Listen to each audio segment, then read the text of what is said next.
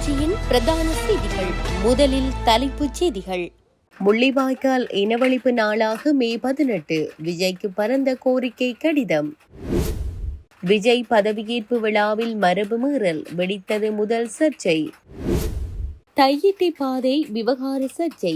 வலிவடக்கு தவிசாளருக்கு எதிராக நீதிமன்ற படியேறிய காவல்துறை. இன்று முதல் நடைமுறைக்கு வரவுள்ள புதிய மின்சார கட்டண திருத்தம். கனடாவிற்கு 90 துப்பாக்கிகள் கடத்தல். இது கனடியர்கள் உட்பட 3 கைது. நியூ ரங்கராஸ் தங்க சுரங்கம். Markham and Steeles 6055 Steeles avenue east C102. தொடர்பான விரிவான செய்திகள். ஸ்ரீலங்கா அரசு ஈழத்தமிழ் மக்கள் மீது அரங்கேற்றிய தமிழின வழிப்பை சர்வதேச குற்றவியல் விசாரணையை வலியுறுத்தி வரும் ஈழத்தமிழர்களுக்கு வலு சேர்ப்பதற்கு மே 18 முள்ளிவாய்க்கால் இனவழிப்பு நாளாக தமிழ்நாடு சட்டசபையின் ஆரம்ப அமர்வில் நிறைவேற்றுமாறு தமிழ்நாட்டு முதலமைச்சர் சி. ஜோசப் விஜய்க்கு தமிழ் தேசிய பேரவையின் தலைவரும் நாடாளுமன்ற உறுப்பினருமான கஜேந்திரகுமார் பொன்னம்பலம் கோரிக்கை விடுத்துள்ளார். ஈழத்தமிழ் மக்களின் சார்பாக அவர் விஜய்க்கு அனுப்பிய கோரிக்கை கடிதத்தில் இந்த விடயம் தெரிவிக்கப்பட்டுள்ளது.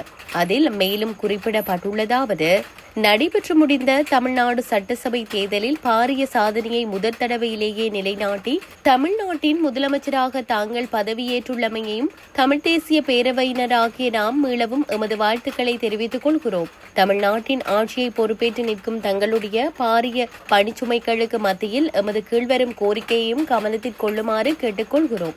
ஸ்ரீலங்கா அரசு ஈழத்தமிழ் மக்கள் மீது அரங்கேற்றிய தமிழின வழிப்பை நினைவுகூரும் வகையில் கடந்த 2009க்கு பின்னர் ஆண்டுதோறும் மே 18 முள்ளிவாய்க்கால் இனவழிப்பு நாளாக ஈழத்தமிழ் மக்கள் பிரகடனம் செய்து அந்நாளில் முள்ளிவாய்க்காலில் பல்லாயிரமாக ஒன்று கூடி நினைவு கூர்ந்து வருகிறோம். ஈழத்தமிழ் மக்கள் மேற்படி நீதிக்கான போராட்டத்திற்கு வலு சேர்க்கும் வகையில் கடந்த 2013ஆம் ஆண்டு தமிழ்நாடு சட்டமன்றத்தில் பிரதிநிதித்துவம் பெற்றிருந்த அனைத்து கட்சிகளினதும் ஆதரவுடன் ஈழத்தமிழர் மீது இடம்பெற்றது இனவழிப்பு என்றும் அதற்கு சர்வதேச குற்றவியல் விசாரணை அவசியம் என்றும் சட்டசபையில் தீர்மானம் நிறைவேற்றப்பட்டிருந்தது.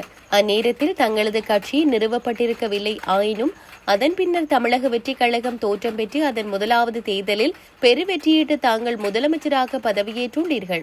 இந்நிலையில் தாங்களும் தங்களது தலைமையிலான தமிழ்நாடு அரசாங்கமும் ஈழத்தமிழர் மீது இடம்பெற்ற இனவழிப்பிற்கு சர்வதேச குற்றவியலில் விசாரணை அவசியம் என்ற அதே நிலைப்பாட்டிலே மிகவும் இறுக்கமாகவும் உறுதியாகவும் பயணிப்பீர்கள் என்ற செய்தியை அனைத்து தரப்புகளுக்கும் வழங்கும் வகையில் மேற்படி 2013ஆம் ஆண்டு சட்டசபை தீர்மானத்தை ஒட்டிய ஒரு தீர்மானத்தை இம்மே மாதத்தில் கூடும் தமிழ்நாடு சட்டசபையின் ஆரம்ப அமர்விலேயே தங்களது தலைமையில் நிறைவேற்றுவது ஈழத்தமிழ் விவகாரத்தில் தமிழ்நாட்டில் ஒரு தொடர்ச்சியான உறுதியான நிலைப்பாடு உள்ளமையை வெளிப்படுத்துவதாக அமையும். அதன் மூலம் ஈழத்தமிழினம் மீது நீங்கள் காட்டும் அக்கறையானது கொடிய இனவழிப்பிற்கு சர்வதேச குற்றவியல் விசாரணையை வலியுறுத்தி வரும் ஈழத்தமிழர்களுக்கு வலு சேர்ப்பதாகவும் அமையும் என்பதுடன் உலகெங்கும் வாழும் ஈழத்தமிழர்கள் இதயங்களில் நீங்காத இடத்தை தங்களுக்கு வழங்கும் என்பதையும் தெரிவித்து மீண்டும் எமது உளப்பூர்வமான வாழ்த்துக்களை தெரிவித்துக் கொள்கின்றோம் என அந்த கோரிக்கை அடங்கிய கடிதத்தில் சுட்டிக்காட்டப்பட்டுள்ளது. தமிழகத்தின் புதிய முதலமைச்சராக விஜய் பொறுப்பேற்றுள்ள நிகழ்வில் அரசு விழாக்களில் நீண்ட காலமாக பின்பற்றப்பட்டு வரும் மரபு மாற்றப்பட்டது சர்ச்சையை உருவாக்கியுள்ளது. பொதுவாக தமிழக அரசு விழாக்கள் மற்றும் பதவியேற்பு நிகழ்வுகளில் தமிழ்தாய் வாழ்த்து பாடலுடன் விழா தொடங்கப்பட்டு இறுதியில் தான் தேசிய கீதம் பாடப்படும் என்பது எழுதப்படாத விதியாகும். ஆனால் நேற்றைய விழாவில் முதலாக வந்தே மாதரம் பாடல் பாடப்பட்டது. இரண்டாவதாக தேசிய கீதம் பாடப்பட்டது. இறுதியாகவே தமிழ்தாய் வாழ்த்து இசைக்கப்பட்டது. தமிழக அரசியல் வரலாற்றில் தேசிய கீதத்திற்கு பிறகு தமிழ்தாய் வாழ்த்து பாடப்படுவது இதுவே முதன்முறை என்பதால் இது திட்டமிட்ட மாற்றமா என்ற கேள்வி எழுந்துள்ளது. தமிழக அரசின் அரசாணைப்படி அரசு விழாக்களின் தொடக்கத்தில் தமிழ்தாய் வாழ்த்து கட்டாயம் பாடப்பட வேண்டும் என்பது சட்டபூர்வமான விதியாகும். தமிழக அரசின் அனைத்து அரச நிகழ்வுகளிலும் கல்வி நிறுவனங்களிலும் விழா தொடக்கத்தில் நீராறும் கடலுடுத்த என தொடங்கும் தமிழ்தாய் வாழ்த்து கட்டாயம் பாடப்பட வேண்டுமென்ற மரபை மாற்றியது மாநில உரிமைகளை மீறும் செயல் என தமிழ் ஆர்வலர்கள் விமர்சித்து வருகின்றனர். விழாவின் இறுதியிலும் மீண்டும் வந்தே மாதரம் மற்றும் தேசிய கீதம் இசைக்கப்பட்ட விதம் தமிழகத்தின் தனித்துவமான அடையாளத்தை சிதைக்கும் முயற்சியோ என பலரும் சமூக வலைதளங்களில் தங்களது கண்டனங்களை பதிவு செய்து வருகின்றனர். தையிட்டியில் சட்டவிரோத விகாரை அமைந்துள்ள காணிக்குள் கையகப்படுத்தப்பட்டுள்ள பிரதேச சபைக்கு சொந்தமான வீதியினை மீட்கும் நடவடிக்கையை பிரதேச சபை கைவிட வேண்டும் என பலாலி காவல்துறையினர் மல்லாகம் நீதவான் நீதிமன்றத்தில் வழக்கு தாக்கல் செய்துள்ளனர். தனியார் காணிகள் பிரதேச சபைக்கு சொந்தமான வீதி என்பவற்றை அடாதாக கையகப்படுத்தி தையிட்டி பகுதியில் அனுமதிகள் எதுவுமின்றி விகாரை கட்டப்பட்டுள்ளது.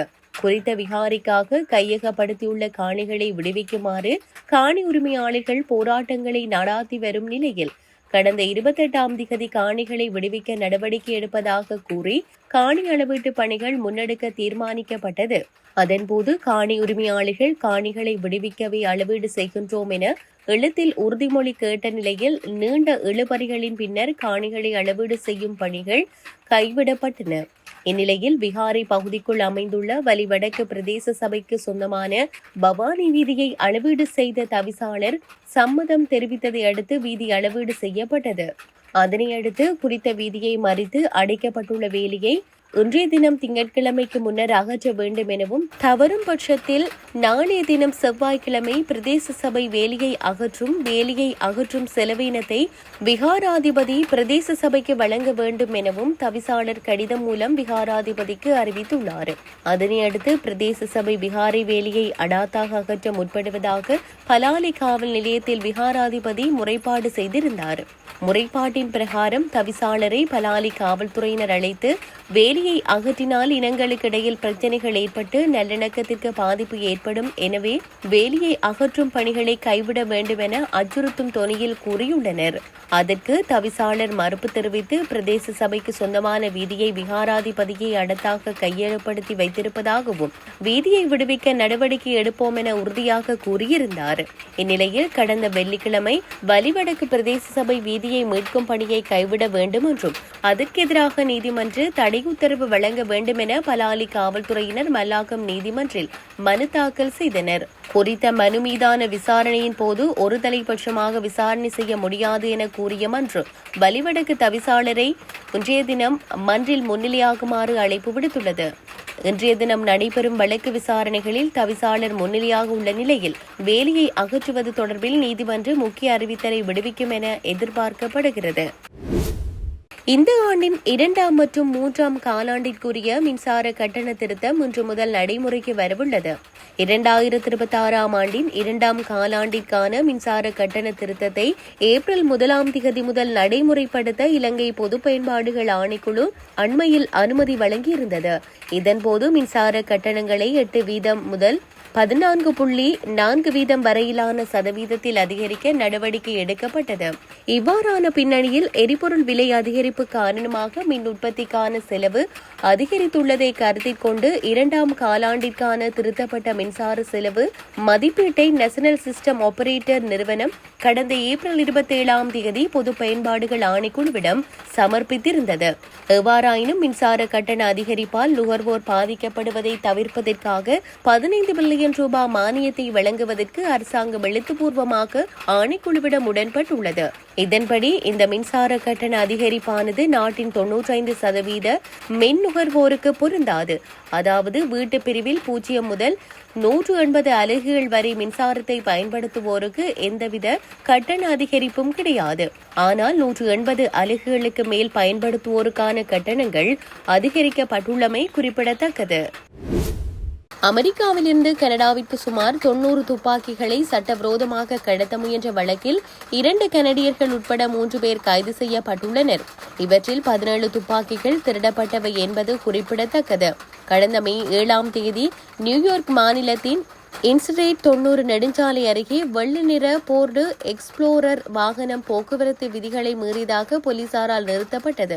வாகனத்தில் இருந்தவர்களிடம் விசாரணை நடத்திய போது அவர்கள் முன்னுக்கு பின் முரணான பதில்களை அளித்துள்ளனர். இதனால் சந்தேகமடைந்த போலீசார் மோப்ப நாய்களின் உதவியுடன் வாகனத்தை சோதனை செய்தபோது ஒரு கனமான சூட்கேஸில் மறைத்து வைக்கப்பட்டிருந்த பெருமளவிலான ஆயுதங்கள் கண்டுபிடிக்கப்பட்டன. கைது செய்யப்பட்ட மூவரும் ஹாமில்டன் பகுதியை சேர்ந்தவர்கள் என அடையாளம் காணப்பட்டுள்ளனர். கனடாவை சேர்ந்த மாலிக் ஃப்ரோம்ஃபீல்ட், கனடா, அமெரிக்கா மற்றும் ஜோர்டான் ஆகிய நாடுகளின் குடியுரிமை கொண்ட ஹமல் சல்மான் மற்றும் பாகிஸ்தானை சேர்ந்த வைசன் அலி ஆகியோர் இவ்வாறு கைது செய்யப்பட்டுள்ளனர். வைசன் அலி கடந்த 2021ஆம் ஆண்டு ஹாமில்டனில் நடந்த மோட்டார் சைக்கிள் விபத்து மரணம் தொடர்பாக தேடப்பட்டு வந்த நபர் என்பது விசாரணையில் தெரியவந்துள்ளது.